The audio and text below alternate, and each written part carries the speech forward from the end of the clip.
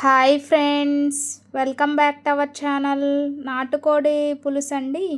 సంక్రాంతి పండగకి ఈసారి ఇలా ట్రై చేయండి ఫ్రెండ్స్, టేస్టీగా ఉంటుంది.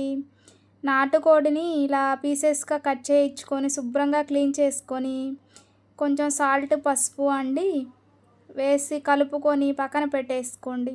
స్టవ్ వెలిగించేసి ఒక కుక్కర్ పెట్టేసుకొని తగినంత ఆయిల్ని యాడ్ చేసుకోండి. లవంగాలు, కొంచెం బిర్యానీ ఆకు, చెక్క వేసి ఫ్రై చేయండి. ఫ్రై చేసిన తర్వాత సన్నగా తరిగిన 2 ఆనియన్స్ని, 4 పచ్చిమిర్చి చీలికలను కూడా వేసి బాగా ఫ్రై చేసుకోండి. ఫ్రై అయిన తర్వాత 1 టేబుల్ స్పూన్ వరకు అల్లం వెల్లుల్లి పేస్ట్ని కూడా యాడ్ చేసుకొని పచ్చివాసన పోయే వరకు ఫ్రై చేయండి. అలాగే కొంచెం కరివేపాకు కూడా యాడ్ చేసుకోండి. యాడ్ చేసుకొని మనం పసుపు, ఉప్పు వేసి కలిపి పెట్టుకున్నాం కదండి చికెన్ పీసెస్ని యాడ్ చేసుకొని మనకి చికెన్ ముక్క అనేది 50% ఉడకాలండి, పూర్తిగా కాదు.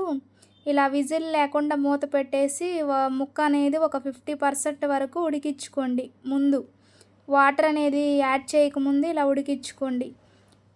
అలా ఉడికించడం వల్ల కర్రీ అనేది టేస్టీగా ఉంటుందండి. 2 కట్ చేసిన టమాటాలను కూడా వేసి బాగా మగ్గించుకోండి.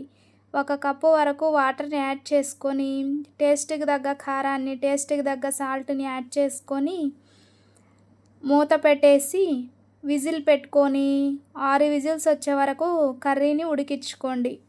6 విజిల్స్ తర్వాత ప్రెజర్ అంతా పోయిన తర్వాత మూత తీసేసుకొని ఇలాగా చూడండి. ఇంకొక కప్పు వరకు వాటర్ని యాడ్ చేసుకొని 1 టేబుల్ స్పూన్ వరకు గరం మసాలాని వేసుకోండి. గరం మసాలాని వేసుకొని ఒకసారి బాగా కలుపుకొని టేస్ట్కి తగ్గ సాల్ట్, టేస్ట్కి తగ్గ కారం అనేది సరిపోకపోతే యాడ్ చేసుకోవచ్చండి. ఒకసారి బాగా కలుపుకోండి. కొంచెం కొత్తిమీరను కూడా వేసుకోండి. ఎంతో రుచికరమైన నాటుకోడి పులుసు రెడీ అండి. తప్పకుండా ట్రై చేయండి. వీడియో నచ్చినట్లయితే ప్లీజ్ లైక్ చేయండి, షేర్ చేయండి, సబ్స్క్రైబ్ చేయండి, కమెంట్ చేయండి.